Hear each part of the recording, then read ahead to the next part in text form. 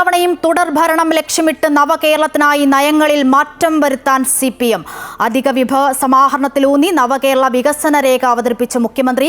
വികസന രേഖയിൽ ശനിയാഴ്ച വിശദമായ ചർച്ച നടക്കും. ഞായറാഴ്ച മുഖ്യമന്ത്രി മറുപടി നൽകും.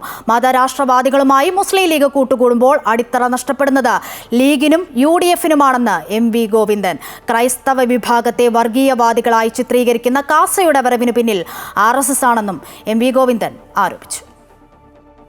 മൂന്നാം തവണയും അധികാരത്തിലേറുക എന്ന ഒറ്റ ലക്ഷ്യത്തിലൂന്നി നവകേരളത്തെ നയിക്കാൻ പുതുവഴികൾ എന്ന വികസന രേഖയാണ് സമ്മേളനത്തിൽ മുഖ്യമന്ത്രി പിണറായി വിജയൻ അവതരിപ്പിച്ചത്. 1.5 മണിക്കൂറിലധികം എടുത്താണ് വികസന രേഖ മുഖ്യമന്ത്രി വായിച്ചത്. വികസനത്തിനായി വിദേശ നിക്ഷേപമടക്കം വൻകിട പദ്ധതികളിലേക്ക് വിരൽ ചൂണ്ടുമ്പോൾ മാറ്റമുണ്ടാകുന്നത് CPM-ന്റെ നയങ്ങളിലും പ്രത്യയശാസ്ത്ര കാഴ്ചപ്പാടുകളിലുമാണ്. IT, ടൂറിസം മേഖലകളിലടക്കം വ്യാവസായിക നിക്ഷേപത്തിനായി ഇരു കൈകളും നീട്ടുന്നു. വികസന രേഖയിൽ ശനിയാഴ്ച വിശദമായ ചർച്ച നടക്കും.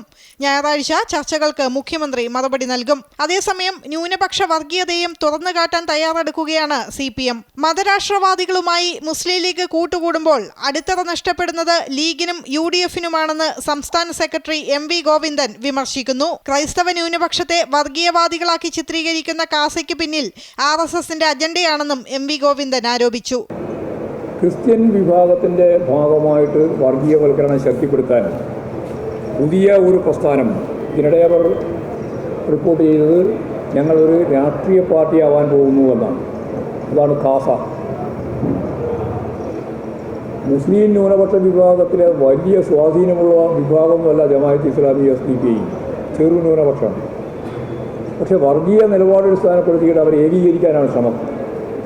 ഇതുപോലെ മുസ്ലിം വിരുദ്ധതയിലൂന്നി ക്രിസ്തീയ താല്പര്യത്തിൻ്റെ പേര് പറഞ്ഞ് RSS തന്നെ ഉരുക്കുകൂട്ടിയ ഒരു പ്രസ്ഥാനമാണ് കാസ. അപ്പോൾ കാസയുടെ വരവ്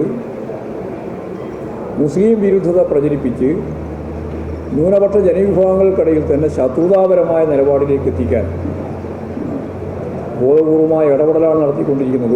എറണാകുളം സമ്മേളനത്തിൽ തുടക്കമിട്ട നയമാറ്റം കൊല്ലം സമ്മേളനമായപ്പോൾ പൂർണ്ണമായും ഉൾക്കൊള്ളുകയാണ് CPM. തുടർഭരണം കിട്ടിയതിന്റെ ആത്മവിശ്വാസത്തിലായിരുന്നു 2022 എറണാകുളം സമ്മേളനമെങ്കിൽ മൂന്നാം തവണയും അധികാരത്തിലേറുന്നതിനുള്ള തന്ത്രങ്ങളും കരുക്കളും നീക്കുകയാണ് 2025 കൊല്ലം സമ്മേളനം.